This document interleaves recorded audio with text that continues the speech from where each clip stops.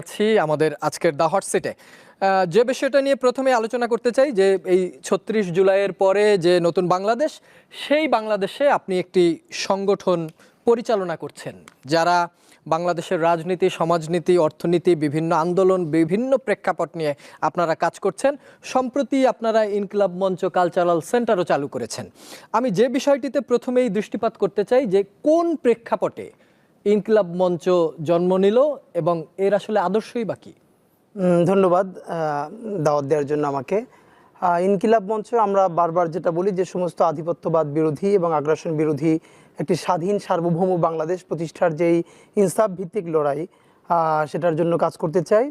আমরা যেসব বন্ধুরা জুলাইয়ে সবাই অংশগ্রহণ করেছি, তো ঠিক তখনই যখন আমাদের বিজয় চলে আসলো জনতার, আমরা ফিল করছিলাম যে এখন তো বিপ্লবের শক্তিগুলো বিভিন্ন কারণেই বিভাজিত হয়ে যাবে। প্রত্যেকটা দেশেই হয়, যে কোনো ঐতিহাসিক গণ অভ্যুত্থান বা বিপ্লব হলে পরবর্তী বিপ্লবীদের মধ্যে বিভাজন ঘটে। তো আমাদের একটা বড় চিন্তা ছিল যে যদি এই বিপ্লবীরা গণ অভ্যুত্থানের শরিকরা একদম প্রচুর পরিমাণে বিভাজিত হতে থাকে, তাহলে পরে এই জুলাইয়ের স্পিরিট ক্ষতিগ্রস্ত হবে। জুলাইয়ের স্পিরিট ক্ষতিগ্রস্ত হলে পরে আমাদের যে এখানে আধিপত্যবাদ, যে আধিপত্যবাদের বিরুদ্ধে মানুষ জীবন দিল, সেটা আবার মাথাচাড়ায় দিয়ে শুধু উঠবে না, সেটা ভয়ানকভাবে ব্যাক করবে। সুতরাং সবাইকে ঐক্যবদ্ধ রাখবার জন্য একটা ইনসাফ ভিত্তিক লড়াইয়ের জন্য একটি প্ল্যাটফর্ম দরকার ছিল, এবং আমরা আমাদের বন্ধুরা সবাই মিলে এই জন্য ইনকিলাব মঞ্চ করেছি। নামটি কেন ইনকিলাব মঞ্চ হলো? ফাইন, নামটি বেশ কয়েকটা কারণেই। আমরা অনেক আগে থেকেই আমরা আমাদের বন্ধুরা কালচারাল লড়াইটা করছিলাম, কারণ আমরা জানি এইখানে যে আজকের ফ্যাসিবাদ, এই ফ্যাসিবাদের তো শুধু আইকনটা চলে গেছে, এখন এখানকার প্রত্যেকটা স্টেজে, বিশেষ করে মনস্তত্ত্বে আমাদের ফ্যাসিবাদের সমস্ত বীজ গভীরভাবে রয়ে গেছে। তো এইখানে এই যে ফ্যাসিবাদ এবং ভারতীয় আধিপত্যবাদ যে প্রতিষ্ঠা করা হয়েছে, এর অলমোস্ট প্রত্যেকটা শিকড়ই কালচারালি এস্টাবলিশ করা হয়েছে, কালচারাল বীজ বপন করা হয়েছে। তো ওই কালচারাল লড়াইটা আমরা দীর্ঘদিন ধরেই করছিলাম। সেজন্য আমরা দেখলাম যে এই ইনকিলাব জিন্দাবাদ, এটা তো আমাদের দীর্ঘ ঐতিহ্যের অংশ। যেমন যখন সেই ব্রিটিশ বিরোধী আন্দোলন চলে ভারতে, যখন অবিভক্ত ভারত, যখন ভারত আমাদেরও, তখনও কিন্তু ইনকিলাব জিন্দাবাদ নেমে আমাদের একটা ঐতিহাসিক সিলসিলা আছে, যেটা বলে আমরা ব্রিটিশদের বিরুদ্ধেও লড়াই করেছি। সুতরাং এইবারের জুলাইও আমরা ইনকিলাব জিন্দাবাদকে আবার সামনে এনেছি। দেখলাম বলবার সাথে সাথে মানুষ ভীষণভাবে আন্দোলিত হচ্ছে।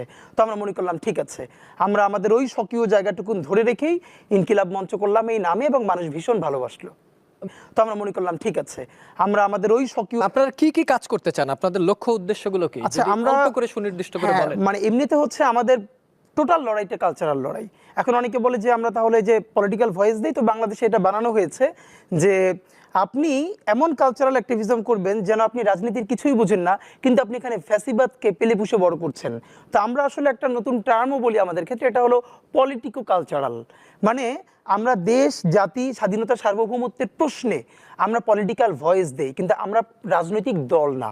এবং আমরা এই ভয়েসটা মূলত দেই যে কোনো কালচারাল অ্যাক্টিভিজমের মাধ্যমে। যেমন আমার লেখা যে জুলাইয়ের একটা অসাধারণ, মানে মানুষের কাছে প্রচুর পরিমাণে গেছে লাল জুলাই গানটা, এখন পর্যন্ত যে গানটা, যে র্যাপটা মানুষ প্রচুর শুনেছে, এই র্যাপ থেকে শুরু করে আমরা বিভিন্ন জায়গায় নাটক করেছি। যত কালচারাল অ্যাক্টিভিজম আছে, কবিতা করা, নাটক করা, মিছিল করা, রাজনৈতিক বক্তৃতা দেয়া, আমরা সবগুলোকেই কালচার মনে করি। কারণ কালচার তো হচ্ছে হোয়াট উই আর, আমরা যা।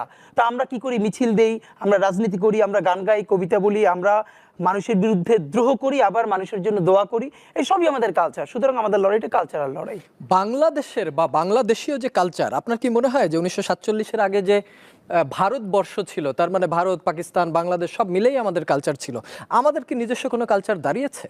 না, প্রথমত হলো যে আপনি একটা জাতি হিসাবে আপনার কালচার কিভাবে দাঁড় করাতে চান, এইটা আপনি আমি যদি একটা টকশোতে বসে বা কোনো একটা খুবই পশ জায়গায় বসে ঠিক করে তৃণমূলে পাঠাই, ওটা ব্যাকফায়ার করে, যেটা আওয়ামী লীগ করেছে। যেখানে এবং তাদের কি কাজটা হয়েছে, তারা বলে 1000 বছরের শ্রেষ্ঠ বাঙালি, জাতির জনক বঙ্গবন্ধু শেখ মুজিবুর রহমান। এর মানে এই কথার মধ্যেই সে প্রমাণ করছে যে 1000 বছরের ঐতিহ্য, কিন্তু সে ইতিহাস শুরু করে 50 বছর আগের মুক্তিযুদ্ধ দিয়ে। তাহলে বাকি 950 বছর কোথায়? আমার সুলতানি আমল কোথায় দীর্ঘ? আমার মুঘল আমল কোথায়? আমার ঈশা খাঁ যে দুর্দান্ত প্রতাপে যে মোগলরা শাসন করেছে, তাদেরকে পর্যন্ত সে পরাজিত করেছে, এই বাংলার ঈশা খাঁ, তার লড়াই কোথায়? এর মানে এই 71 বা আমাদের একটা লড়াই হুট করে আসে না, এটা ঐতিহাসিক সিলসিলা আছে। এইটাকে যে আপনি নাই করে দিলেন, তো এইটারই আমরা বিরোধিতা করি। সুতরাং আমাদের হলো, আমরা এইখানে বিভিন্ন জাতি গোষ্ঠী মিলে আমরা যে একটা জাতি রাষ্ট্র তৈরি করলাম, সুতরাং আমাদের একটা জায়গায় পৌঁছতে হবে। দেখেন কালচার তো প্রতিদিন একটু একটু করে পরিবর্তন হয়। আপনি দেখবেন আজ থেকে 10 বছর আগে আপনার বাসায় হয়তো আপনার বড় বোন বাসার মধ্যে হয়তো টি শার্ট পরতো না, কিন্তু এখন কিন্তু আপনার বাচ্চা দেখবেন সে ঘরের মধ্যেও, আপনার বোনও হয়তো ঘরের মধ্যে সে টি শার্ট পরছে। এখন এই যে আপনি কালচারাল জার্নিটা, এই কতটুকুনকে আপনি বাইরের বলবেন, কতটুকুনকে নিজেরকে বলবেন, এইটা হলো মানুষকে স্পেস দিতে হবে। যে জন্য আমরা বলি একটা মেয়ে যে সালোয়ার কামিজ পরে, একটা মেয়ে যে বোরকা হিজাব পরে, আর একটা মেয়ে শাড়ি পরে, তিনটেই আমাদের এখানকার সংস্কৃতি। কারো আরোপ করার তো দরকার নাই, স্বাধীনভাবে চলতে থাকুক। কিন্তু দিন শেষে আমাদের যেটা হয়েছে সেটা হলো বাহির থেকে আমরা যা আসে একটু ফিল্টার করে করে নেওয়া। দুনিয়ার এমন কোনো দেশ নাই যে বাহির থেকে নেয় না। যদি না নেয়, যে বাংলা ভাষা আজকে যেটুকুন সমৃদ্ধ, হাজার হাজার ইংরেজি শব্দ, আরবি শব্দ, উর্দু শব্দ, ফার্সি শব্দ, রাইট, তৎসম শব্দ। তো আপনি যদি এটা বন্ধ করে দিতেন তাহলে বাংলা কি সমৃদ্ধ হতো? হতো না। আজকে যে ইংলিশের 80%-এর বেশি ভোকাবুলারি হলো ল্যাটিন, গ্রিক, ইটালি, জার্মানের, কিন্তু তারা এত স্মার্টলি এগুলোকে অকিউপাই করেছে। আজকে জার্মানির লোকেরা যেই ভোকাবুলারিটা 300 বছর আগে জার্মানের ছিল, সে এখন ইংলিশ ডিকশনারি দেখে ইংলিশ হিসেবে মুখস্থ করে। মানে দেখেন ইংলিশকে স্মার্টলি হ্যান্ডেল করেছে, অকিউপাই করে নিয়েছে। আমাদের যেটা কাজ, যা আমাদের জন্য ভালো, এই সমস্ত সংস্কৃতিকে দুর্দান্তভাবে অকিউপাই করে ফেলতে হবে। যে ভারতবর্ষ আমাদের পূর্বপুরুষের ছিল, শরীফ ওসমান হাদি এবং ইনকিলাব মঞ্চ, সেই ভারতবর্ষেরই একটা পার্ট, যেটা পরবর্তীতে 47-এ স্বাধীন হয়ে ভারত হয়েছে বা ইন্ডিয়া হয়েছে, সেই ভারত বিরোধিতাই এখন আপনার কাছ থেকে আমরা প্রচন্ড রকম ভাবে পাই। এটা কি মানে কোন সিলসিলা, যেটা আপনি বলছিলেন যে ধারাবাহিকভাবে আসা, সেটাকে কি আপনি পুরোপুরি বাদ দিয়ে শুধু ভারতকে কেন বিরোধিতা করছেন? প্রথমত হলো আমি আপনাকে মনে করিয়ে দিতে চাই, ঠিক এই প্রশ্নটাই বেগম জিয়াকে 1996-97 দিকে বিবিসি বাংলা করেছিল, যে ভারত বিরোধিতাই কি একমাত্র বিএনপির রাজনীতি, তার কি একই কিছু রাজনীতি নাই? ওই প্রশ্নটাই তাহলে বেগম জিয়া যেটা বলেছে ওটা আমাদের উত্তর। বেগম জিয়া যেটা বলেছেন আমরা সেটাই বলি। কে বলে আমাদের রাজনীতি ভারতের বিরুদ্ধে? আমাদের রাজনীতি ভারতের বিরুদ্ধে না, আমাদের রাজনীতিটা হলো প্রো বাংলাদেশ। আমরা বাংলাদেশের স্বাধীনতা, সার্বভৌমত্বের পক্ষে কথা বলি, আমাদের শির দ্বারা নিয়ে বেঁচে থাকতে চাই। এখন আমি যদি আমার স্বাধীনতা, সার্বভৌমত্ব, স্বতন্ত্র বোধ নিয়ে বাঁচতে চাই, তাতে যদি অন্য কেউ আহত হয়, সে দায় কি আমার? আমার কি স্বাধীনভাবে বলবার, বাঁচবার মানে আমার কোনো জবান থাকবে না? তা বাংলাদেশ যদি বাংলাদেশের কথা বলে, সেটা যদি ভারতের গায়ে তারা নিজেরা জোর করে টেনে নেয়, সেইটা তো বাংলাদেশের দায় না। বরং আমরা যেটা চাই, আমরা তো কোনোদিন এখান থেকে ভারতকে প্রতিবেশী হিসেবে বাদ দিতে পারবো না, এটা আমরা চাইও না। কিন্তু আমরা কি চাই, যে আমরা তাকে প্রভু হিসেবে চাই না, আমরা ভালো প্রতিবেশী চাই।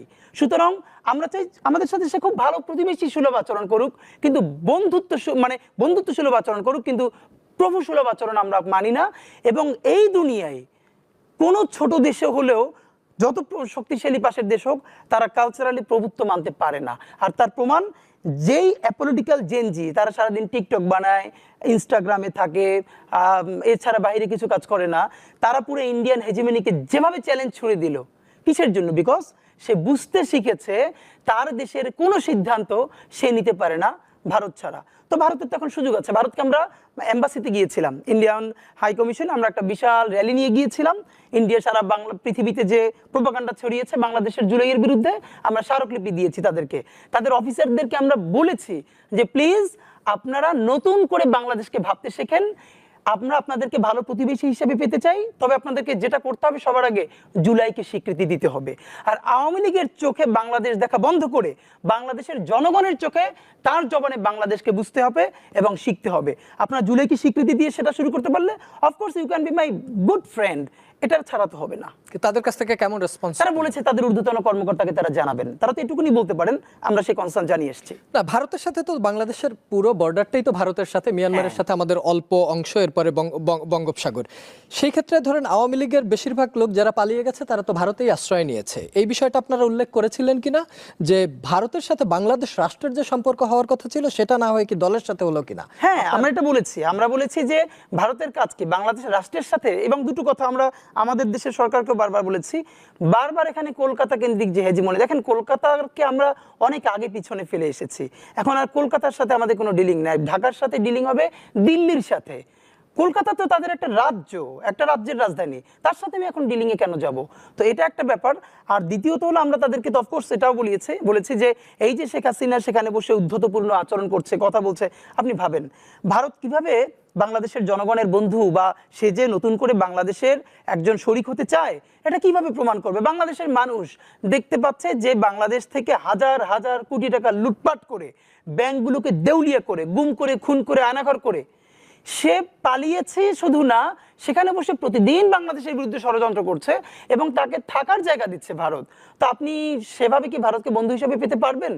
তো সেজন্য ভারতের যেটা উচিত হবে, শেখ হাসিনাকে আইনানুগ উপায়ে বাংলাদেশের আইনের কাছে সোপর্দ করা এবং বাংলাদেশের জনগণের সাথে তার সম্পর্ক নির্মাণ করা, কোনো একক রাজনৈতিক দলের সাথে না। ভারতের সাথে সম্পর্কের যে টানাপোড়েন, বাংলাদেশ রাষ্ট্র বা আপনি আপনার নিজের আইডিওলজির জায়গায় যেটা বলছেন, কিন্তু একইভাবে আমরা দেখছি যে 36 জুলাইয়ের পর বাংলাদেশ নতুন করে পাকিস্তানের সাথে সম্পর্ক ডেভেলপ করছে। পাকিস্তানের পররাষ্ট্রমন্ত্রী কিছুদিন আগে এসে ঘুরেও গেল। এই পাকিস্তানের সাথে বাংলাদেশের যে সম্পর্কের ডেভেলপ হচ্ছে, এটাকে আপনি কিভাবে দেখছেন? আচ্ছা, প্রথম কথা হলো এই কথাটার মধ্যেই একটা আছে যে নতুন করে মানে হলো তাহলে মুক্তিযুদ্ধের পর থেকে এখানে কোনোদিনই পাকিস্তানের সাথে সম্পর্ক ছিল না। এখানে পাকিস্তানের সাথে প্রথম সম্পর্ক স্থাপন করেছেন শেখ মুজিবুর রহমান। তিনি শুধু সম্পর্ক স্থাপনই করেন না, ওআইসির সম্মেলনে তিনি সেখানে গেছেন পাকিস্তানে, এবং ভারতের চোখ রাঙানিকে উপেক্ষা করে তিনি গেছেন। বলা হয় শেখ মুজিবুর রহমানের হত্যাকাণ্ডের পিছনে ভারত নীরব দর্শক ছিল, তাকে তারা চাইলে সেভ করতে পারতো, কিন্তু যখন দেখলো ভারতের হাতের গ্রিপ থেকে শেখ মুজিবুর রহমান বের হয়ে যাচ্ছে, তখন তারা এ ব্যাপারে সাইলেন্ট থেকেছে এবং এটা তারা হতে দিয়েছে শেখ মুজিবুর রহমান হত্যাকাণ্ড। সুতরাং পাকিস্তানের সাথে প্রথম সম্পর্ক প্রতিষ্ঠা করে গেছেন শেখ মুজিবুর রহমান। এরপর তো সারা জীবন ধরে চলছেই। ইভেন আওয়ামী লীগও দেখেন, আওয়ামী লীগ কি এসে পাকিস্তানের সাথে সম্পর্ক করেছে, মানে অফিসিয়ালি বন্ধ করেছে? আমরা তো দেখেছি শেখ হাসিনা থাকতেও সে সবাইকে আম পাঠিয়েছে, পাকিস্তানের প্রধানমন্ত্রীকে আম পাঠিয়েছে। এর মানে শেখ হাসিনা পাকিস্তানের প্রধানমন্ত্রীরা আম পাঠালে সমস্যা নাই, ডক্টর ইউনূস পাঠালে সমস্যা। এই যে ন্যারেটিভ, এই যে এখানকার বাঙ্গু সুশীলদের বুদ্ধিজীবিতা, এটারই তো আমরা ধরে জাস্ট একদম ওপেন করে দিতে চাই, এক্সপোজ করে দিতে চাই। ব্যাপার হলো আমরা আমাদের প্রতিবেশীদের সবার দিকে খুলে তাকাতে চাই। আমাদের বন্ধু পাকিস্তান, শ্রীলঙ্কা, নেপাল, ভুটান, আমরা তো বরং ভারতের সাথে যেটা চাই, ভারত আমাদেরকে ট্রানজিট জিট, সেই ট্রানজিট ধরে ভারত বাংলাদেশের মাঝখান থেকে বুক চিরে ট্রানজিটের নামে করিডোর নিয়েছে। অথচ আমি নেপাল যেতে চাই, আমি ভুটান যেতে চাই, অল্প একটু ট্রানজিট দরকার। তাহলে নেপাল আর বাংলাদেশ, ভুটান আর বাংলাদেশ, এই বাণিজ্যিক ট্রানজিট যদিও আপনি জানেন নেপালের সমুদ্র বন্দর নাই, ভুটানের সমুদ্র বন্দর নাই, বাংলাদেশের সমুদ্র বন্দর অসাধারণ। যদি ভারত অনেক দিন ধরে বাংলাদেশও চাচ্ছে, নেপাল ভুটানও চাচ্ছে, ভারত রাজি হচ্ছে না কেন? তার সিকিউরিটি কনসার্ন। অথচ সে যদি মাঝখানে ট্রানজিট দিত, আমরা ফিস দিতাম, তাহলে বাংলাদেশ হাজার হাজার কোটি টাকা কামাই করতে পারতো, আমাদের পোর্ট সুবিধা তাদেরকে দিয়ে নেপাল ভুটান উপকৃত হতো। এর মানে বাংলাদেশের সমস্ত রসটুকুন শুধু ভারত খাবে। আমার বন্ধু নেপাল, ভুটান, পাকিস্তান, শ্রীলঙ্কা আর কারো কাছে আমাকে সে যেতে দিবেন, এটা তো হবে না। আমার অনেক প্রতিবেশী আছে, আমি সবার সাথে ভালো আচরণ করব। ইভেন আমি সেই ভালো আচরণ তো ভারতের সাথে করতে চাই। আমাদের প্রফেসর ইউনূস বলেছে যে আমরা ভারতের যে 7 সিস্টার্স, তারও তো সমুদ্র বন্দর নাই, সে যদি আমাদের সাথে প্রভুত্বের সম্পর্ক বাদ দিয়ে বন্ধুত্ব স্থাপন করে, আমাদের সেই বন্দরের সুবিধা তো আমরা 7 সিস্টার্সের বন্ধুদেরকেও দিতে চাই। এখন এই যে পাকিস্তান, মানে কি পাকিস্তান এখানে ছিল না? পাকিস্তান তো আছেই। সুতরাং শুধু পাকিস্তান না, আমাদের এই বঙ্গোপসাগরের পাশে দক্ষিণ এশিয়ার সবার সাথে আমাদের সম্পর্ক এক্সপ্লোর করতে হবে। আবার ভারত এবং বাংলাদেশের সাথে যে চুক্তিগুলো ছিল, এগুলো নিয়ে প্রচুর আলোচনা হয়েছে এবং বাংলাদেশের মানুষের মধ্যে অনেক ধরনের উদ্বেগ ছিল। কিন্তু বর্তমান যে ইন্টারিম গভর্নমেন্ট, তারা আসার পর কি এমন কোনো কিছু প্রমাণ করতে পেরেছে যেখানে অসময়ে এই জায়গাটা ছিল? আপনাকে একটা স্পেশাল থ্যাঙ্কস দিই এই জন্য যে আপনি মনে হয় এতদিন আমি এত সতে গেলাম যে এই ব্যাপারটা অন্তত সামনে তুললেন, যেটা বাংলাদেশের গণমাধ্যমগুলোর প্রচুর আকারে তোলা দরকার ছিল, ইন্টারিমকে চাপ দেওয়া উচিত ছিল। যেমন দেখেন, আমরা জানি যে এই সরকার, মানে ফ্যাসিস্ট সরকার, অনেকগুলো চুক্তি করেছে। দেশের নিয়ম হলো যখন কোনো চুক্তি হয় অন্য দেশের সাথে, সংসদে সেটাকে উপস্থাপন করতে হবে, মানুষকে জানাতে হবে। তারা সংসদে উপস্থাপন করে না, মানুষ জানে না। তো এখন ইন্টারিমের তরফে যেটা আমরা টুকটাক বুঝবার চেষ্টা করেছি যে এখন তো সংসদ নাই, তাহলে এক্সপোজ করবে কে, মানে ওই যে ওটাকে এক্সপোজ করার মতো সাহস, এটাকে ওপেন করা, এটা তো ইন্টারিমের নাই। বিকজ এখানে তো পলিটিক্যাল গার্ডসওয়ালা কোনো লোক নাই, এখানে তো অর্ধেক মেরুদণ্ডী প্রাণী অনেক মানুষ উপদেষ্টা হয়ে আছেন। কারণ হলো আজকে যদি ফ্যাসিবাদ ফিরে, যদি তারা রাস্তায়ও নামে বড় করে, তো এখানের কয়জন উপদেষ্টা আছেন বুক চিতিয়ে ট্যাঙ্কের সামনে লড়াই করবেন? আর তো অনেকে বিদেশ চলে যাবেন। তো এই জন্য ওই সাহসটা নাই, যে কারণের জন্য আমার আফসোসটা হলো এটা তো না হলো বিপ্লবী সরকার, না হলে কিছু মানে গণ এনজিও তন্ত্রী সরকার হলে যেটা হয় যে প্রচুর টকশো করতে হবে, প্রচুর সভা সেমিনার করতে হবে, আর এই তো আমাদের এখন বরং যেটা উচিত, আপনার মাধ্যমে আজকে বলি যে অন্তত এই সরকারের অবশ্যই আগামী পলিটিক্যাল গভর্নমেন্টের জন্য খুব কঠিন হবে, কারণ তাকে তো ইন্ডিয়া প্রশ্ন ডিল করতে হবে। সুতরাং এই সরকারের উচিত যেই অসম চুক্তিগুলো ভারতের সাথে দিল্লির সাথে ঢাকা করেছিল সেগুলোকে জনগণের সামনে আনতে হবে। এটা কারো করুণা না, এই চুক্তিগুলো জনগণের পয়সা হয়েছে, সুতরাং জনগণের জানার অধিকার আছে, এটা এই সরকারকে করতে হবে। আপনি কিছুদিন আগে লিখেছেন বা বলেছেনও যে জীবনকে আল্লাহর কাছে ওয়াকফ করে দিচ্ছি। তার মানে যারা এখন সরকারের দায়িত্বে আছে, আপনি যেরকম বললেন যে এখন যদি আওয়ামী লীগ গভর্নমেন্ট কখনো আবার যদি ফেরে বা তারা রাজপথেও নামে, এই উপদেশটা কাউকে খুঁজে পাওয়া যাবে না, এটা আপনার মন্তব্য, আমি সেটা ধরেই বলছি। তার মানে কি আপনার জীবন ঝুঁকিতে আছে ভবিষ্যতে? এমনিতে হলো যে অনেকে যে ধরেন আছে না যে একটু মানুষের সিম্প্যাথি নেওয়ার জন্য বলা, তো এই জন্য ধরেন আপনি যদি আমার একদিন ইনবক্স দেখেন শুধু আমার পেজের, জাস্ট যে কোনো সুস্থ মানুষের জন্য 2-3 মিনিটের বেশি দেখা কঠিন। এখন যেটা হয়েছে, ইভেন আমি আমার পরিবারকেও কাউকে দেখাই না যে, তো এরপরে ফোন আমি জিডিও করেছি শাহবাগ থানায়, অন্তত একদিনে 10টার বেশি নাম্বার থেকে সরাসরি হত্যার হুমকি দেওয়া হয়েছে, ভিন্ন ভিন্ন 10টা নাম্বার থেকে। সেই 10টা নাম্বার সহ শাহবাগ থানায় জিডি করেছি, এরপর থেকে আর এর কোনো ইমপ্রুভমেন্ট পাই নাই। তো এটা আপনারা আবার অনেকে মিডিয়া বলবে যে তাহলে আপনি জিডি করেন নাই কেন, এই জন্য করে রাখা, কিন্তু এই জিডি বা কোনো কিছু আমাদেরকে সুরক্ষা দেবে সেটা আমরা মনে করি না। যেই লড়াই আমরা নেমেছি এটা জানি এটা 2-4-6 বছরের কোনো লড়াই না। আপনাকে জানিয়ে রাখি যে মেক্সিকোর পাশে আমেরিকা প্রতিবেশী হিসেবে যতটা পরাক্রমশালী, তার থেকেও বাংলাদেশের পাশে ভারত অনেক বেশি পরাক্রমশালী। সুতরাং এখানে আমরা একই সাথে অনেককে শত্রু বানিয়েছি, দখলদার দিল্লিকে বানিয়েছি, ফ্যাসিস্ট আওয়ামী লীগকে বানিয়েছি, আরও অনেক ঘরানাকে। সুতরাং আমাদের এই লড়াইটা শুধু 2-4-5 বছরের, এটা খুবই ভুল। আমাদের লড়াইটা চলবে, এবং এই জন্য আমি বলেছি আজকে যদি আমাকে হত্যা করা হয়, যে কোনো মুহূর্তে করা হতে পারে। আমি আমার বন্ধুদেরকে ইনকিলাব কালচারাল সেন্টারে সেদিনকে আমরা সবাই বসে বলেছি যে আল্লাহ যদি আমাকে আগে নিয়ে যায় তারপর তোমাদের করণীয় কি। আমি আমার পরিবার এবং আমার ভাই বন্ধুদেরকে ডেকে বলেছি যে আল্লাহ আমাকে নিয়ে গেলে করণীয় কি হবে। বরং আমি আমার পরিবারকে বলেছি যে আমার সন্তানের এখন বয়স 7 মাস, আল্লাহ আমাকে নিয়ে গেলে ওকে যেন ওভাবে প্রস্তুত করা হয় যে এই দখলদারিত্বের বিরুদ্ধে লড়তে হবে। আল্লাহ ওকে যদি বড় করে ওর সন্তানও দখলদারিত্বের বিরুদ্ধে লড়বে, এই স্পিরিট যেন ওকে দেওয়া হয়, এটা আমি আমার পরিবারকে বলেছি। সুতরাং ভবিষ্যতের বাংলাদেশের যে দখলদারিত্বের বিরুদ্ধে লড়াই, এটা তীব্রতর হবে। আমাদের গণ অভ্যুত্থানের পরে বিপ্লব হওয়ার কথা ছিল, হয় নাই, ছাইচাপা আগুন হয়ে আছে। সুতরাং আমরা যদি সেই আগুনের মধ্য দিয়ে নতুন ইনসাফের রাষ্ট্র তৈরি করতে না পারি, তাহলে দুটো কাজ হবে। ওই আগুন আমাদেরকে পুড়িয়ে দিবে, মানে বাংলাদেশ, এই জমিন, এখানকার স্বাধীনতার সার্বভৌমত্ব সবকিছু পুড়িয়ে দিবে। সিপাহী বিপ্লবের পর আমাদেরকে যেরকম ধ্বংস করে ফেলা হয়েছিল, হয়তো সেই পরিণতি হবে। আর সেটা না হলে যদি আমরা রুখে দাঁড়াতে পারি তাহলে আমাদের বিজয় হবে। সুতরাং আমরা লড়াইয়ের মধ্যেই আছি। আর একটা মজার ব্যাপার হলো যে আমি যখন ইনসাফের লড়াই করি তখন তো সেখানে পরাজয়ের কিছু নাই। আমি বেঁচে থাকলে আমি গাজী হিসেবে লড়বো, আমি মরে গেলে শহীদ হয়ে আল্লাহর কাছে চলে যাব, এই লড়াইটাই। সুতরাং ইনকিলাব মঞ্চ 2-3টে কথা 1000বার বলেছে, এর একটা আমরা বলি যে আসলে জিতই জীবন নাই, লড়াইটাই জীবন। আমাদের জুমা প্রচন্ডভাবে ভেঙে পড়ছিল, লোকে যখন স্লাট শেমিং করছেন ডাকসু ইলেকশনে 4-5 দিন আগে প্রচন্ড কান্নাকাটি করলো যে ওর নুড বানিয়ে ওর মার কাছে পৌঁছানো হয়েছে।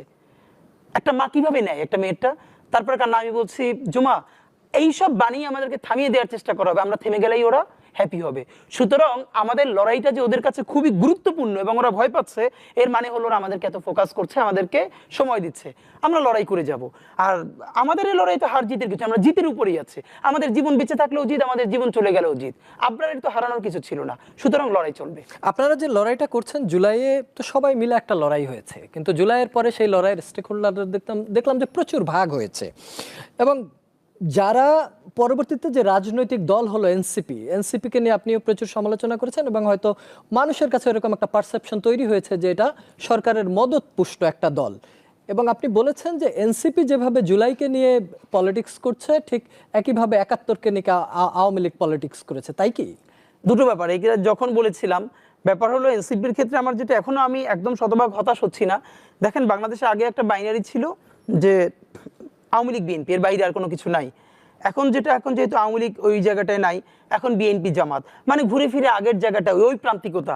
আপনি যদি মানে দেখেন এখন আমাদের যেটা হচ্ছে, আমরা প্রো পিপল কোনো অবস্থান নিলেই সেটা কোনো একটা দলের হিসেবে সবাই ট্যাগ করছে। মানে যখন আপনার পক্ষে যাবে তখন ভালো, আর যখন একটু পরের কথাটা আপনার বিপক্ষে যাবে তখন আমি অন্য দলের। তা আমরা খুব চাচ্ছিলাম, এনসিপির একটা সুযোগ ছিল যে এই দুই বাইনারি ভেঙে দিয়ে মাঝখানে শুধু ইনসাফের শক্তিতে একটা লড়াই করা, যে না পুরনো ধারার কোনো প্রান্তিকতার মধ্যে আমরা যাব না। তো যেটা হয়েছে একটা হলো নিজেরা প্রচুর একে অপরকে মাইনাস করা, ভাই ব্রাদার কোরাম করে করে করে করে সেটাকে শক্তিটাকে ছোট করে ফেলা হয়েছে। তার সুযোগ ছিল জুলাইয়ের সমস্ত স্টেক হোল্ডারদেরকে সাথে নিয়ে একীভূত হয়ে বড় করে লড়াই করা, কিন্তু না, সেটা না করে তারা একে বাদ দিয়েছে, ওকে বাদ দিয়েছে, এই করে করে এখন তো নিজেরা দুর্বল হয়েছে। এখন এনসিপির ক্ষেত্রে সমালোচনাটা করি ভালোবেসে, কারণ তারা অভ্যুত্থানের ডেডিকেটেড মুখ। তারা যদি হেরে যায় তাহলে তো সম্মিলিতভাবে আমরা সবাই হেরে যাই। একইভাবে বলি বিএনপির যত সমালোচনা আছে এগুলো করার পরেও বলি শহীদ জিয়ার বিএনপিকে কোনোদিন শতভাগ কর্নার করা যাবে না, কারণ বিএনপি ডুবলে সে একা ডুবে না, সে বাংলাদেশের সবাইকে নিয়ে ডুবে। তো আমাদের তো এই কনসার্নগুলো আছে, এই জন্য আমরা এনসিপিকে এটাকে বলা যে আসলে তারা ওই জায়গাটা, হ্যাঁ এখন আমরা প্রত্যাশা করি তারা নিজেদেরকে সময় দিয়ে গ্রুমিং করুক এবং তারা আবার উঠে দাঁড়ালে পরে বাংলাদেশের জন্যই সেটা সবচেয়ে ভালো হবে। আপনি যেমন এনসিপি বা অন্য রাজনৈতিক দলের সমালোচনা করেন, আপনাকে নিয়েও বেশ কিছু সমালোচনা আছে। ইনকিলাব মঞ্চকে বলা হয় যে বাংলাদেশে যে মব জাস্টিসগুলো হয় বা এখানে আপনারা উস্কে দেন, আপনি বিভিন্ন বক্তব্যে ছিঁড়ে ফেলবেন, মেরে ফেলবেন, ধরে ফেলবেন এই জাতীয় শব্দ ব্যবহার করেন। সেই সাথে এমন কিছু শব্দও থাকে যেগুলো হয়তো সবার সামনে বলাও সম্ভব না। আপনি কেন এত অ্যাগ্রেসিভ অ্যাটিটিউড করেন? হ্যাঁ, প্রথম কথা হলো আপনি যদি চান আমাদের সময় দিলে, তাহলে এটা তো টক শো তো এত একাডেমিশিয়ানরা দেখবে না। আমি সময় দিচ্ছি, আপনি মানে একাডেমিশিয়ানরা দেখবে না, সেটা হলো এমনিতে একাডেমিকলি প্রুফ করবার ভীষণ জায়গা আছে যে স্ল্যাং কখন পাওয়ার হয়ে ওঠে। হ্যাঁ, পৃথিবীর প্রত্যেকটা দেশে এরকম নোবেল প্রাইজ পাওয়া অনেক নোভেল আছে ইংলিশে যেখানে প্রতিরোধের ভাষা হয়ে উঠেছিল সেখানকার স্ল্যাং। কিন্তু এর মানে আমি এখানকে স্ল্যাংকে এস্টাবলিশ করি না। আমাদের যে কথা সেটা হলো বাংলাদেশের টকশোগুলোতে যখন সিরিজ আলাপ হওয়ার কথা যে গত 15 বছরে যত মানুষকে গুম করা হয়েছে, মামলার সংখ্যা 3000-এর বেশি গুম কমিশনে। আমি আজ পর্যন্ত একটা মূলধারার টিভিতে দেখি নাই যে অন্তত 2-4জন গুমের ভিকটিমদেরকে নিয়ে লম্বা সিরিজ, 2-1জনকে নিয়ে কেউ করতে পারে, লম্বা সিরিজ করেছে না, আমি দেখি নাই। আপনি গুম নিয়ে করেন নাই। পিলখানায় তাপসের গাড়িতে উঠাই একজনকে পোড়াই দেওয়া হয়েছে, সেনা অফিসার, তার স্ত্রী আমাদেরকে এসে বলেছেন। একটা পিলখানার পরিবারকে নিয়ে কেউ টকশো করতেছে না, কোনো নিউজ করতেছে না। আসেন শাপলা নিয়ে তো কথা বললে ইজ্জতই থাকবে না, এটা নিয়ে কথা বলা যায় না, এটা নিউজ আইটেম হইতে পারে না। পিলখানা নাই, শাপলা নাই, গুম নাই, আয়নাগর নাই, খুন নাই, হাজার হাজার কোটি টাকা লুট হয়েছে। একটা ফরিদপুরের ছাত্রলীগের সেক্রেটারি 200 কোটি টাকার বেশি পাচার করেছে। Can you imagine? একটা জেলা ছাত্রলীগের সেক্রেটারি যদি 200 কোটি টাকা পাচার করতে পারে, তাহলে হোয়াট অ্যাবাউট পুরো ছাত্রলীগ, তারপরে পুরো আওয়ামী লীগ, পুরো দেশটা বেঁচে দিয়েছে। এইগুলো নিয়ে যখন কোনো টকশোতে কোনো আলাপ থাকে না, আপনি যখন কোথায় 5টা 10টা 15টা বাচ্চা কারে গালিগালাজ করতেছে, সেই বাচ্চাদের মধ্যে এমন আছে যার জুড়ে চোখ চলে গেছে, হাত চলে গেছে, আপনি সেইগুলোকে একটা টকশো না সিরিজ টকশো করছেন, এইগুলোকে মেইন স্ট্রিম করছেন। আহারে বাচ্চারা কি খারাপ কথা বলে, অথচ আপনি একবারও এই গণহত্যাগুলোর ব্যাপারে আপনার টকশো নাই, এই জন্য আপনার লজ্জা নাই, আপনার এই জন্য দুঃখবোধ হয় না যে আমি একটা গুমের পরিবারের সন্তানকে নিয়ে। একটা মেয়ে যে বলেছে, ডক্টর ইউনূস যেদিন আয়নাঘর পরিদর্শন করতে গেছেন সেদিন সাথে একটা মেয়ে গেছিল, ও তখন ছোট, ওই ইন্টারভিউতে বলতেছে ওর মাকে যখন আয়নাঘরে আনছে সে অনেক স্বাস্থ্যবান, তাকে এমন লাথি মারছে, ও পানি খাইতে চাইছিল, বলছিল আমার মারে একটু পানি দেন, এমন লাথি মারছে সে বাথরুম করে ফেলছে। এই মেয়েটাকে নিয়ে বাংলাদেশের একটা মিডিয়া, যে ওর সামনে একটা মেয়ে বলেছে গুম কমিশনে যে তাকে আয়নাঘরে নেওয়ার পর তার পিরিয়ড হয়ে গেছে মাইরের চোটে, ওয়াশরুমে এমন অবস্থা রাখা হয়তো আপনি কোনোভাবেই প্রাইভেসি মেনটেন করতে পারবেন না। একটা নারী ওয়াশরুমে পুরো কমোডে বসবার জায়গা নাই, আধো বসা, এত ছোট, তাও মানুষ দেখছে ওখানকার প্রহরীরা, তার মাইরের চোটে পিরিয়ড হয়ে গেছে, সে প্যাড চেয়েছে এবং তাকে বিভৎস হাসি। আপনি ভাবেন আপনার বোন, আপনার মা আয়নাঘরে, মাইরের চোটে জীবনের এই পরিণতি চলে এসেছে, আপনার মধ্যে এই সুশীলতা থাকবে? আমরা জুলাইয়ের তুমুল গণহত্যার পরে একটা বিচার করতে পারি নাই। এখন পর্যন্ত 1000-এর বেশি পুলিশের বিরুদ্ধে মামলা হয়েছে, যারা সরাসরি মাথায় গুলি করেছে, বুকে গুলি করেছে, কোনো উস্কানি ছাড়া। সেখানে মাত্র 46 জন পুলিশকে গ্রেপ্তার করা হয়েছে। তার মধ্যেও কিছুদিন আগে একজন পুলিশকে জামিন দেওয়া হয়েছে, যে জামিন পাওয়ার পরের দিনই ভারতে পালিয়ে গেছে। আপনি এখন পর্যন্ত যে 1400-এর বেশি জাতিসংঘের প্রশ্ন মতে শহীদ, সেই শহীদ পরিবারের জন্য এখন পর্যন্ত একটা বিচার এনে দিতে পারেন নাই। 20,000-এর অধিক চিরতরে অন্ধপঙ্গু, তার জন্য একটা বিচার এনে দিতে পারেন নাই। আপনি বরং কি পারছেন, আপনি এখন কে কারে কতটুকুন গালি দিচ্ছে সেটা নিয়ে আপনার জান বের হয়ে যাচ্ছে। জান এই জন্য বের হয়ে যাচ্ছে, আপনার পরিবারের কেউ আয়নাঘরেও যায় নাই, গুমও হয় নাই, খুনও হয় নাই, বরং আপনার বন্ধু বান্ধব পাচার করে হাজার হাজার কোটি টাকা পাঠিয়েছে। আপনারা ঢাকায় দেশে থেকে রাজনীতি করেছেন, কুসুম কুসুম বিরোধিতা করেছেন, কুসুম কুসুম সমালোচনা করেছেন, কিন্তু এখনো তাদের তরফে সাপোর্ট পাচ্ছেন। এই জন্য আপনার এই দুঃখ বোধ হয়। যদি আপনার নিজের বাবা মা ভাই বোন ইলিয়াস আলীর মতো হতো, অথবা এমন কেউ হতো গুম হয়ে গেছে, খুন হয়ে গেছে, তাহলে বুঝতেন সুশীলতার ভাষা কেমন। আর মবের ব্যাপারে যেটা ব্যাপার সেটা হলো, আজ পর্যন্ত বাংলাদেশের একটা মিডিয়া বলতে পারবে এতগুলো মবের আশেপাশেও ইনকিলাব মঞ্চ এক সেকেন্ডের জন্য গেছে? আমাদের প্রোগ্রাম তো শত শত মিডিয়া যায়, তো প্রেস মিট না করে আমরা মিডিয়াকে না জানিয়ে কোথায় যাই? আমরা আজ পর্যন্ত একটা টোকা দিয়েছি, এমন কোথাও আছে? তো এই যে ঘুরে ফিরে এই প্রশ্ন করা, আমি চাইলে এটাকে একদম এমন ভাবে বলতে পারি লজ্জায় পড়ে যাবে, কিন্তু যাতে কেউ অত লজ্জায় না পড়ে এই জন্য বলি না। সুতরাং আমাদের মিডিয়ার ভাইদের এগুলো একটু চক্ষু বন্ধ করে লেসন নেওয়া উচিত। তার মানে আপনি বলতে চাচ্ছেন যে পরিমাণ নির্যাতন হয়েছে, হত্যা হয়েছে, গুম হয়েছে, তার তুলনায় আপনার এই স্লাং বা গালি এটা কিছুই না? কিছুই না। আচ্ছা, এখন ধরেন না, প্রথমত ধরেন আপনার তো ভাষার রাজনীতিটা জানতে হবে। এটা আমি আগেও একটা শোতে বলেছি। একটা হলো প্রত্যেকটা প্রোগ্রামের একটা ভিন্ন বিউটি আছে এবং একটা প্যাটার্ন আছে। আপনি একটা রাজপথের তুমুল একজন মানুষকে হত্যা করা হয়েছে, তার পরিবারকে নিয়ে আপনি বিচার চাইছেন, তখনকার ভাষায়ন। এবার আপনি একটা প্রেস ক্লাবে বা সিরডাপে একটা পলিসি মেকিং এর জায়গায় একটা রাউন্ড টেবিল করছেন, আপনার টোন, এবং আপনি এখন একটা টক শোতে কথা বলছেন, এই তিনটা টোন, মেজাজ, ফ্রেমিং নিশ্চয়ই এক হবে না। তো আপনি এই টক শোর সুন্দর কথা, আমি এখন এখানে এসি রুমে বসে কথা বলছি, মনে রাখতে হবে। আমি যখন শাহবাগে ঘন্টার পর ঘন্টা রৌদ্রে আমরা দাঁড়াই, তখন কিন্তু এসি থাকে না, তখনকার পরিবেশ এটা থাকে না। সুতরাং প্রত্যেকটা শব্দের স্থানকাল পাত্রভেদের ভিন্ন রাজনীতি আছে। এই ভাষায়নের যে রাজনীতি বা রাজনীতির যে ভাষা, এটা নিয়ে আমাদের প্রচুর বোঝাপড়া আছে এবং এই জন্য আমরা খুব বুঝে এগুলো বলি। আর একটা প্রশ্নে যেতে চাই, সেটা হচ্ছে আপনি গোপালগঞ্জকে ভাগ করে দিয়েছেন বেশ কয়েকটা জেলার সাথে। আমি দেইনি, বেগম জিয়া দিয়েছে। বেগম জিয়া দিয়েছে। আপনার একটা বক্তব্য এটা আমরা দেখেছি যে এখন বেগম জিয়া বা আপনারা গোপালগঞ্জকে অন্য জেলার সাথে ভাগ করে দিতে পারেন কিনা, এটা একটা প্রশ্ন। আর একটা হচ্ছে ধানমন্ডি 32 নাম্বার, যেটা তো বাংলাদেশের ঐতিহাসিক দলিল, সেটাকে ভেঙে ফেলা হয়েছে, সেটা তো আপনাদেরকে অনেক খুশি দেখা গেছে, কেন এমন? প্রথমত কথা হলো যে গোপালগঞ্জের যে প্রশ্নটা, এটা হলো আমরা যদি ভেঙে দিতে পারতাম তাহলে তো এখন আপনি প্রশ্নই করতে পারতেন না, কারণ গোপালগঞ্জ নামে জেলাই থাকতো না। আমরা গোপালগঞ্জের বিভিন্ন উপজেলাকে পাশের জেলার সাথে অ্যাটাচ করে দিতাম যদি আমাদের হাতে ক্ষমতা থাকতো। ওকে, যেহেতু নাই, এর মানে এটা তো হচ্ছে না। নাম্বার 2 হচ্ছে বেগম জিয়াকে যখন 2014 সনে ট্রাক দিয়ে আটকে রাখা হলো, তিনি সমাবেশে আসবেন, ঘন্টার পর ঘন্টা তাকে যে নারী পুলিশ তার সাথে বেয়াদবি করলো, তখন তিনি বলেছিলেন না কে গোপালগঞ্জের নাম বদলে যাবে। এর মানে কি তিনি আসলে গোপালগঞ্জের নাম বদলাতে চান? এই যে মানে বেগম জিয়া বললে, আমরা বললে এটার আক্ষরিক অর্থ করা, আর শেখ হাসিনা বললে সেটার আক্ষরিক অর্থ না, সেটার স্পিরিট খুঁজে বের করা, এইটি হলো বাংলাদেশের মিডিয়ার রাজনীতি। হ্যাঁ, এটুকুন আমরা বুঝি। প্রথমত হলো এই যে গোপালগঞ্জের মানুষকে সবাই আওয়ামী লীগ করে, তাহলে প্রতিরোধ গড়ে তুললো কারা? অফকোর্স সেখানে এই ফ্যাসিবাদের বিরুদ্ধে লক্ষ লক্ষ মানুষ আছে। আমরা বরং গোপালগঞ্জের নামে যে দুর্বৃত্তায়ন হয়েছে বাংলাদেশে, সেই দুর্বৃত্তায়নের বিপক্ষে কথা বলছি, যে এইরকম একটা জেলার নামকরণ করে বাকি 63 জেলাকে খুন করে গুম করে ফেলা যাবে না। একইভাবে যদি এই গোপালগঞ্জের রাজনীতিটা কোনোদিন বগুড়া করে, আমাদের তখন বগুড়ার বিরুদ্ধে কথা বলতে হবে এবং অফকোর্স বলবো। এর মানে কোনো একক জেলার বিরুদ্ধে না, আপনি জেলার নামটা ব্যবহার করে যখন মানুষকে নাই করে ফেলেন, সেইটার বিরুদ্ধে আমাদের কথা। আর একটা বলছিলাম ধানমন্ডি 32 নিয়ে। ধানমন্ডি 32, এই যে দেখেন ইতিহাসের অংশ। প্রথম কথা হলো, যে কোনো বিপ্লবের প্রধান কাজ হলো আপনি বিপ্লব করলে চূড়ান্ত বিপ্লব করতে হয়। বাংলাদেশের আফসোস হলো সে চূড়ান্ত বিপ্লবটা করতে পারলো না। ধানমন্ডি 32 হলো এটা একটা বাংলাদেশের এমন উপাসনালয়, আপনি মানুষকে গুম করবেন, হত্যা করবেন, ধর্ষণ করবেন, পুরো দেশ বেচে দেবেন অন্য দেশের কাছে ক্ষমতায় থাকার জন্য, হরিলুট করবেন, এই সব করবার পর আপনার একটা পরিত্রাণ লাগবে। আপনি ওখানে যেমন গঙ্গা স্নান করলে সমস্ত কিছু ধুয়ে যাবে, এই গঙ্গা স্নানের জায়গাটা হলো ধানমন্ডি 32 আওয়ামী লীগের।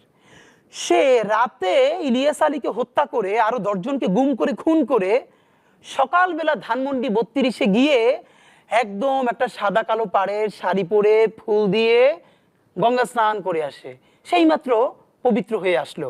এর মানে যেই ভবন আপনাকে গুমকারী, আপনি জঘন্য হত্যা করেছেন, খুনিকে, হত্যাকারীকে, ধর্ষককে, লুটেরাকে, পাচারকারীকে পরিত্রাণ দেয়, সেটা কোনো বাড়ি না, সেটা হলো ফ্যাসিবাদের উপাসনালয়। স্বাধীনতাকামী মানুষের হলো এই ফ্যাসিবাদের উপাসনালয় যদি কোনো মসজিদ হয়, যদি কোনো মন্দির হয়, যদি কোনো পেগোডা হয়, সেটাকেও ভেঙে গুড়িয়ে দেয়া। ধানমন্ডি 32 তো আরো ছোট ব্যাপার, আপনি কেন গড়িয়ে দেন নাই? বরং আরো যদি অনেকগুলো ধানমন্ডি 32 সামনে গড়ে ওঠে, আপনি সেটাকেও ভেঙে দিবেন। কোনো পূজাতন্ত্র, পুরোহিত তন্ত্র চলবে না। আপনাকে প্রত্যেকটা জায়গায়, ধানমন্ডি 32 তো হিসাবের বাইরে না। যেই ভবন, যেই বিল্ডিং মানুষকে হত্যার লেজিটিমেসি তৈরি করে, আপনি তার বিপক্ষে দাঁড়াবেন। আপনি মরে গেলেও দাঁড়াবেন, কাউকে না কাউকে দাঁড়াতে হবে, এটা নিয়ে গ্লানির কিছু নাই। শাহবাগে গণজাগরণ মঞ্চের যে ব্যাপারটা ছিল, এটা নিয়েও আমি আপনাকে অনেকবার কথা বলতে দেখেছি। শাহবাগ নিয়েও আপনার কি কোনো ভয়, নাকি এটা আপনি পছন্দ করেননি? দেখেন, আমার পছন্দ, আমি তো অনেক কিছুই পছন্দ করি না। তো আমি যদি পছন্দ নাও করি, সে কি এই দেশে, এই রাষ্ট্রে থাকবে না? আমার পছন্দের সাথে কি যায় আসে? আমার বাসায় তো আমি অনেক কিছু খাই না, তাই বলে কি আর কেউ খাবে না? সুতরাং আমার পছন্দ অপছন্দের কোনো গুরুত্ব নাই, নাম্বার 1। তাহলে দেখেন, আমাদের বিরোধিতা হলো শাহবাগ জায়গাকে কেন্দ্র করে না, শাহবাগিতা যে একটা আইডিয়া, এই আইডিয়ার বিরুদ্ধে। তাহলে আমরা এটা কেন বিরোধিতা করি? আমাদের বিরোধিতার জায়গা হলো, শাহবাগ হলো গত 50 বছরের একমাত্র সব থেকে বড় মব, যেই মবটাকে বিদেশে, সোজা কথা আরো সহজ করে বললে দিল্লির অর্থায়নে এবং তার প্রযোজনায় বাংলাদেশের ফ্যাসিস্ট আওয়ামী লীগের পরিচালনায় এই নাটকটা এখানে মঞ্চস্থ হয়েছে। এবং আপনি পৃথিবীতে এভাবে পাবেন না, দেশের সেরা 3-4টা হসপিটালকে বন্ধ করে দিয়ে দিনের পরে দিন, মাসের পর আরো লম্বা সময় ধরে বিরিয়ানি, কাচ্চি, দুনিয়ার সমস্ত খাবার খেয়ে সরকারের 3 স্তরের নিরাপত্তা নিয়ে তারপরে সেখানে আন্দোলন করা হয়। প্রথম কথা হলো, আমরা এখানে কি, এখানে যেটা বলা হয়েছে, সে এই শাহবাগিতার মধ্য দিয়ে পুরো একটা বিকল্প রাষ্ট্রকল্প দাঁড় করানো হয়েছে। যেমন অনেকে বলে যে হেফাজত যে শাপলা করেছে, দেখেন শাপলা হলো একটা রিয়াকশন। শাহবাগের মতো জঘন্য যে মব, সেই মবের একটা রিয়াকশন ঘটে গেছে শাপলায়। কিন্তু শাপলার কি নাই? শাপলার নিজস্ব কোনো রাষ্ট্রকল্প নাই। কিন্তু শাহবাগ হলো এত শক্তিশালী আইডিয়া, যার একটা রাষ্ট্রকল্প আছে। প্রমাণ, সে তখন বাংলাদেশের আইন, বিচার, সচিবালয় প্রত্যেকটাকে বৃদ্ধাঙ্গুলি দেখিয়ে চাপে ফেলে বিকল্প রাষ্ট্রকল্প তৈরি করেছে। সে ওখানে বসে পতাকা উত্তোলিত করছে, পতাকা অবনমিত করছে। এটা রাষ্ট্রদ্রোহিতা হয়। একমাত্র রাষ্ট্র ছাড়া এভাবে পুরো জাতিকে অর্ডার দেওয়ার কেউ নাই যে পতাকা কখন উদ্দোলিত থাকবে এবং কখন তাকে পতাকা নামানো হবে। এই কাজ করার মধ্য দিয়ে শাহবাগ অর্ডার করছে, সেই অনুযায়ী বাংলাদেশের সমস্ত সরকারি প্রতিষ্ঠান 1 মিনিট নীরবতা পালন করছে, কেউ বলছে না। শাহবাগের লেজিটিমেসি কে দিয়েছে? শাহবাগ বলবে আজকে এই টাইম 5 মিনিট সমস্ত সরকারি অফিস কালো ব্যাজ ধারণ করবে। বাংলাদেশের মিডিয়াগুলো, বাংলাদেশের সরকারি অফিসগুলো মিডিয়া কালো ব্যাজ ধরেছে। এর মানে এটা তো একটা বিকল্প রাষ্ট্র এখানে, যে কি করেছে, আইন ধ্বংস করেছে, রাষ্ট্র ধ্বংস করেছে, করে করে করে করে বিচার চাই না, ফাঁসি চাই। এর মানে ফাঁসি একমাত্র বিচার। সে যেভাবে চায় ওটাই হলো বিচার, এর ছাড়া কোনো বিচার নাই। করে সে যে ফাঁসি দিল মানুষকে, এই ফাঁসি থেকে তার দায় মুক্তি কে দিবে? সুতরাং এই শাহবাগ হলো একটা এমন আইডিয়া, যেটা তার অপছন্দের মানুষ, যাকে সে পছন্দ করে না, তাকে রাষ্ট্রীয় মদদে জুডিশিয়াল কিলিং করা যাবে, বিচারিক হত্যাকাণ্ড করা যাবে। মুশকিলটা হলো, আপনি যখন একটা ছোট ছেলে মেয়ে ইন্টারের একটা বাড়ির সামনে গিয়ে কাউকে বকা দিচ্ছে, খুবই বাজে কথা বলছে, কি জন্য? সে প্রচন্ড ভাবে এই জুলাইয়ের স্পিরিট নিয়ে খারাপ কথা বলছে, তাই এটাকে আমরা কোনোভাবে অ্যাডমিট করি না। কিন্তু বাচ্চাটার বয়স কত, ওর সাথে লোক কয়জন, ও তো এমনিতেই বিচার টিচার দেখলে বাসায় ফিরে যাবে, এটা আপনার এত কনসার্ন। অথচ শাহবাগের জঘন্যতম মব সন্ত্রাসের মধ্য দিয়ে বাংলাদেশের, কিন্তু বাচ্চাটার বয়স কত, ইন্টারের একটা বাড়ির সামনে গিয়ে কাউকে বকা দিচ্ছে, খুবই বাজে কথা বলছে, কি জন্য? সে প্রচন্ড ভাবে এই জুলাইয়ের স্পিরিট নিয়ে খারাপ কথা বলছে, তাই এটাকে আমরা কোনোভাবে অ্যাডমিট করি না। কিন্তু বাচ্চাটার বয়স কত, ওর সাথে লোক কয়জন, ও তো এমনিতেই বিচার টিচার দেখলে বাসায় ফিরে যাবে, এটা আপনার এত কনসার্ন। অথচ শাহবাগের জঘন্যতম মব সন্ত্রাসের মধ্য দিয়ে বাংলাদেশের ইসলামী ব্যাংকে প্রত্যেকটা ব্রাঞ্চে হামলা করা হয়েছে। এইখানে যারা যারা শাহবাগে আসে নাই, তাদের ব্যানার ঝুলিয়ে দেওয়া হয়েছে, ব্যানারে নাম বলা হয়েছে, আপনি যদি এত কোটি টাকা না দেন তাহলে ব্যানারে নাম যাবে, ইবনে সিনার নাম চলে গেছে। এরপরে আমি নিজে সাক্ষী, ছোট ছোট প্রতিষ্ঠান তারা পর্যন্ত শাহবাগে অগণিত টাকা দিয়েছে, শুধু কিসের জন্য? যাতে ওই ব্যানারের নাম যায়। মানে হলো, এই ব্যানারে যাদের নাম আছে তারা বাংলাদেশ বিরোধী। এইটাকে ধরে বরিশাল ইসলামী ব্যাংক হসপিটালে হামলা করা হয়েছে, ব্যাংকের এটিএম বুথে হামলা করা হয়েছে। এমন কোন রাষ্ট্রীয় প্রতিষ্ঠান নাই যেটাকে ধ্বংস করা হয় নাই। এটা নিয়ে কারো মাথা ব্যথা নেই, এগুলো মব না। মানে হলো, আপনার নিজের লোক যখন অন্যকে হত্যা করবে, তখন এটা হলো তাদের ভাষায় কোট আনকোট মুক্তিযুদ্ধের চেতনা। আর আপনি যাকে অপছন্দ করেন সে যদি সামান্যতম প্রতিরোধ গড়ে তোলে, এটা হলো বিরাট মব। এইরকম মব আমরা গত 15 বছরে দেখি না। ইনকিলাব মঞ্চ যেমন বলে জামাতের A team, B team, C team থাকে, আপনারা কি কোনো জামাতের কোনো টিম? প্রথম কথা হইল আমরা কার টিম এইটার উত্তর দেই না, কারণ আমরা তো আমরা কাজ করেই দেখাই কার টিম। দ্বিতীয়ত হইল আপনি সব আমি মিনিমাম এই 10টা শোতে এই প্রশ্ন শুনলাম, কখনো বলে আপনারা কি এনসিপির বি টিম নাকি জামাতের বি টিম, আবার কখনো কখনো বলে যে বিএনপিরই আপনারা একটা দূরবর্তী উইং কিনা। আপনি আজ পর্যন্ত আপনি সহ আপনাদের কোনো মিডিয়ার বন্ধুরা ছায়ানট বা উদিচিকে প্রশ্ন করেছেন যে আপনারা কি আওয়ামী লীগের বি টিম নাকি সিপিবির বি টিম? আপনারা উদিচি ছায়ানটকে কোনোদিন প্রশ্ন করেন না, কিন্তু ইনকিলাব মঞ্চকে প্রশ্ন করতে মজা লাগে। আমাদের উত্তর দিতে সমস্যা নেই। আসি আর্থিক ব্যাপার বলি, বাংলাদেশ ইনকিলাব মঞ্চ একমাত্র আমার জানা মতে নজির স্থাপন করেছে। আমরা 1 বছরের বেশি ধরে অ্যাক্টিভিজম করছি। আমরা শতভাগ ক্রাউড ফান্ডিং করি, ফেসবুকে আমাদের অ্যাকাউন্ট এবং বিকাশ নগদ সব নাম্বার দিয়ে। আমাদেরকে মানুষ 10 টাকা থেকে শুরু করে 10,000 20,000 পর্যন্ত টাকা পাঠায়। প্রত্যেকটা ইভেন্ট শেষে আমরা সমস্ত ব্যাংক বিকাশের স্টেটমেন্ট পাবলিকলি ওপেন করে দেই। আমরা ইনকিলাব কালচারাল সেন্টার করেছি, 18 লক্ষ টাকা প্রথমে আমরা খরচ করেছি। মানুষ 10 টাকা থেকে শুরু করে 10,000 20,000 টাকা এখানে পাঠিয়েছে। 1 সপ্তাহ আগে 18 লক্ষ টাকার পাই টু পাই হিসাবে আমরা ফেসবুকে স্টেটমেন্ট সহ দিয়েছি। আমি দেখেছি আপনাদের পেজে এটা পুরোটা ডিটেইলস তো ছিল। কারো যদি কোনো সন্দেহ থাকে, এজেন্সি থেকে শুরু করে মিডিয়া, তারা এটা নিয়ে আলাপ করুক, বলুক যে আমি এখানে 500 টাকা পাঠিয়েছিলাম, আপনার স্টেটমেন্টে গায়েব করে দিয়েছে। আমরা তো চাই আমাদেরকে প্রশ্ন করুক, বরং আমাদেরকে সেই প্রশ্ন কোনো মিডিয়া করছে না যে আমি 20 টাকা পাঠিয়েছিলাম, আমার টাকাটা তো হিসেবে নাই, বরং বলছে টাকা কোত্থেকে আসে। তো মজা করে ওইটাই বলি, টাকা এখন সব থেকে বেশি হাসিনার হাতে। সুতরাং আমাদেরকে যদি আপনারা জানতে চান তাহলে আমাদেরকে টাকা হাসিনা দেয়। ক্রাউড ফান্ডিং এর মাধ্যমে যে সংগঠন চালানো যায়, এটা বাংলাদেশে হয়তো এটার প্রচলন ছিল না, কিন্তু এটা জুলাইয়ের পরে আমরা ইনশাআল্লাহ দেখেছি এটা প্রতিষ্ঠা আপনারা শুরু করেছেন, এবং আপ বাংলাদেশ আরো 2-1টা সংগঠনকে আমরা দেখেছি যে তারা ক্রাউড ফান্ডিং, এনসিপি ইদানিং চেষ্টা করছে। এনসিপি ইদানিং চেষ্টা করছে। একটু অন্য প্রসঙ্গে ফিরতে চাই। ডাকসু নির্বাচন হয়ে গেল। ডাকসুতে ঐক্যবদ্ধ শিক্ষার্থী জোট যেটা, এটা অনেক অনেক অনেক একদম ভূমিধস বিজয় হয়েছে। যদিও এটাকে রাজনৈতিকভাবে বলা হচ্ছে যে শিবিরের প্যানেল জয়লাভ করেছে। সেখানে আপনাদের ঢাকা বিশ্ববিদ্যালয়ের সদস্য সচিব জুমাকে দেখলাম যে আমরা সেখানে বের হয়ে আসছে। আপনারা কি তাহলে শিবিরের সাথে জোট করলেন ডাকসুতে?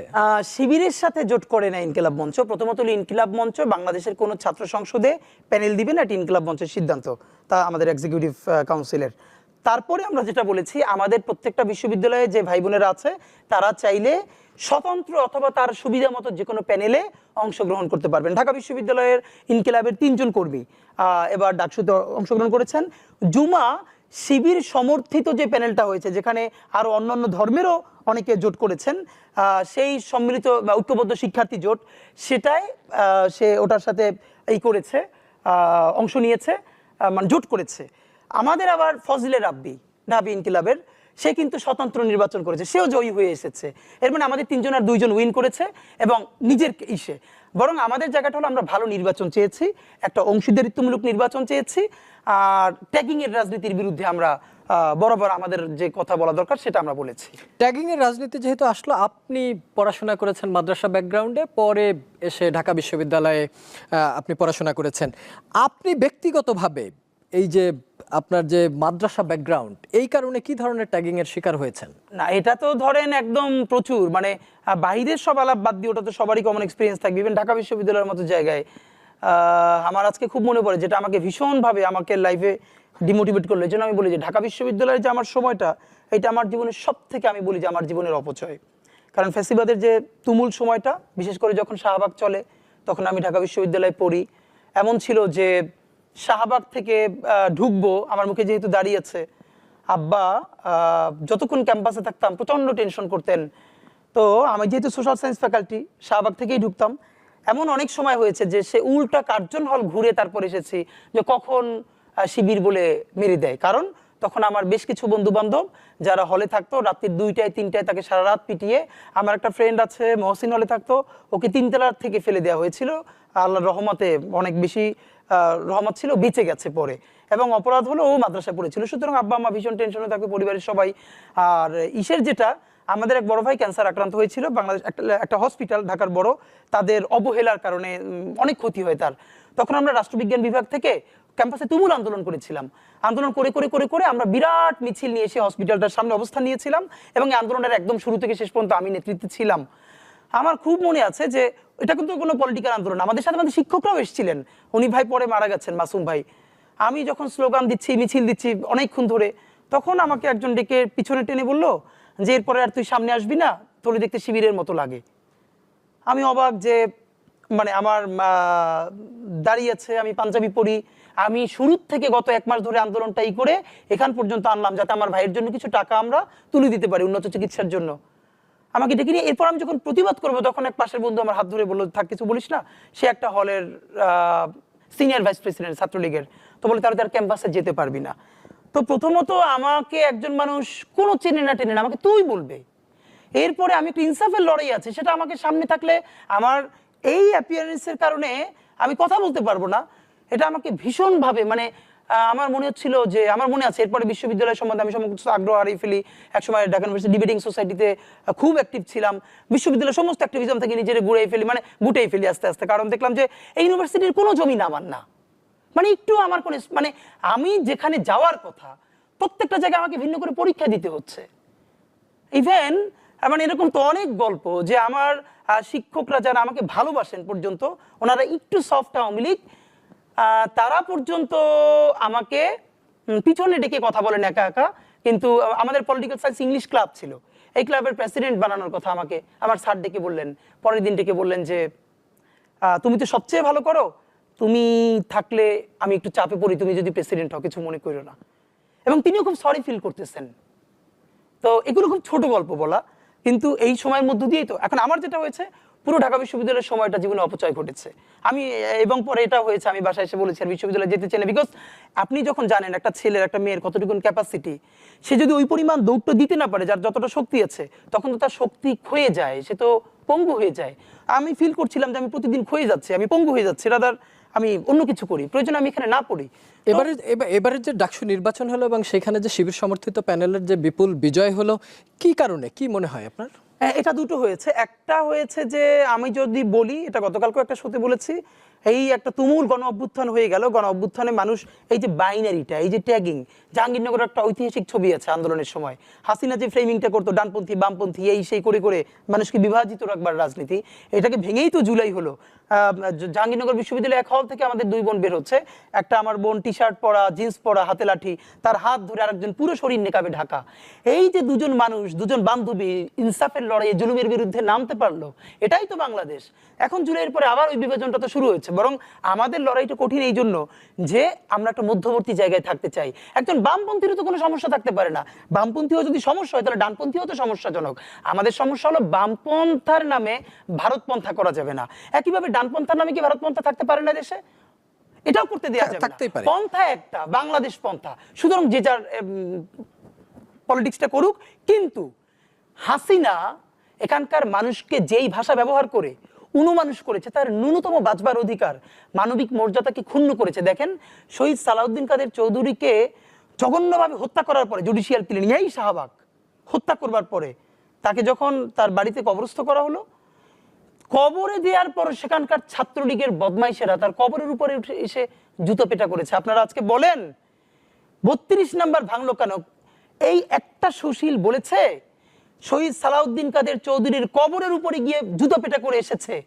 এর থেকে জঘন্যতম মব এই দুনিয়ায় কি হতে পারে? আরো অনেক শহীদের নাম আছে যাদের কবরের উপরে গিয়ে, এইটাও আপনারা বলেন না। অথচ ধানমন্ডি 32, এটা হলো আপনাদের ফ্যাসিবাদের সেই উপাসনালয় যেটা ভেঙে যাওয়ার পরে, মক্কা বিজয়ের পর সেই সমস্ত যে মূর্তি, সেই মূর্তিগুলো ভাঙার পরে যে মানসিক আঘাত তারা পেয়েছিল, এখন মনে হচ্ছে তারা তেমন আঘাত পেয়েছে। অথচ বিপ্লব তো এমন করে আসে না। আজকে একটা মানুষকে দেখি না সালাউদ্দিন কাদের চৌধুরী সাহেবের কবরে যে জুতা পেটা করা হয়েছে সেটা নিয়ে কথা বলতে, অথচ 32 নাম্বার নিয়ে তার অনেক দুঃখ। আমরা আলোচনার একদমই শেষ পর্যায়ে চলে এসেছি। একদম শেষ প্রশ্নটি আপনাকে করতে চাই, সেটা হচ্ছে ফেব্রুয়ারিতে নির্বাচনের বিষয়ে আলাপ আলোচনা হচ্ছে। আপনি বিশ্বাস করেন কিনা যে ফেব্রুয়ারিতে নির্বাচনটা হয়েই যাবে এবং শরীফ ওসমান হাদি ঢাকাতে নির্বাচন করবে, তাই কি? আমি বিশ্বাস করতে চাই যে অবশ্যই ফেব্রুয়ারিতে নির্বাচনটা হবে, তবে সেটা যেন ইতিহাসের শ্রেষ্ঠ নির্বাচন হয়, ঈদের উৎসবের মতো নির্বাচন হয়, প্রবাসীরা ভোট দিতে পারে। একটা শীতের যদি মানে এমন যদি হয়, একটু শীতের সকাল, মানুষ বাচ্চাদেরকে নিয়ে কুয়াশার মধ্যে লাইন ধরে দাঁড়িয়ে থাকবে ভোটের আনন্দে, এইটা হতেই হবে। তবে এই নির্বাচনের ম্যান্ডেট কি সেটা নিয়ে আমাদের কথা আছে। এই নির্বাচনের মধ্য দিয়ে আমরা একটা নতুন সংবিধান চাই, যেটা নতুন বাংলাদেশের নতুন রাষ্ট্র বিনির্মাণের আকাঙ্ক্ষা পূরণ করবে। আর আমি নির্বাচন করব, অনেক আগেই বলেছি যে আমি ঢাকা 8-এ ইনশাআল্লাহ প্রতিদ্বন্দ্বিতা করব এবং এটা স্বতন্ত্র করব। আমি ইতিমধ্যে অনেক দল থেকে আমাকে বলা হয়েছে তাদের সাথে নির্বাচন করব কিনা। আমি নিজেকে সম্মানিত বোধ করছি যে তারা আমাকে অ্যাড্রেস করেছেন, কিন্তু আমি তাদেরকে বিনয়ের সাথে জানিয়েছি যে হয়তো যে কোনো দলের সাথে যোগ হলে আমি এবারে এমপি হয়ে আসা খুব সহজ, কিন্তু আমি মনে করি এমপি হওয়ার থেকেও গুরুত্বপূর্ণ হলো এই লড়াইটা জারি রাখা। এবং আমরা যে বৃহত্তর লড়াই করতে চাই, আল্লাহ যদি আমাকে আরো 50 বছর হায়াত দেন, ওই 50 বছরই যে লড়তে চাই, সেই লড়াইয়ের একটা অংশ নির্বাচন, যেটা জীবনের খুবই ছোট কাজ। সুতরাং এমপি হবো কিনা জানি না, লড়াই জারি রাখার প্রয়োজনে নির্বাচন করব। এবং এই যে কঠিন রাজনীতি, হাজার হাজার কোটি টাকার একটা এমপি ইলেকশন করতে হলে 100 কোটি টাকা খরচ করতে হবে, হাজার হাজার মোটরসাইকেল নিয়ে শোডাউন দিতে হবে, এর বাইরেও ক্রাউড ফান্ডিং করে মানুষের পয়সায় মানুষের নির্বাচন করা যায়, এটার একটা মডেল আমরা তৈরি করতে চাই ঢাকা 8-এ। অনেক অনেক ধন্যবাদ।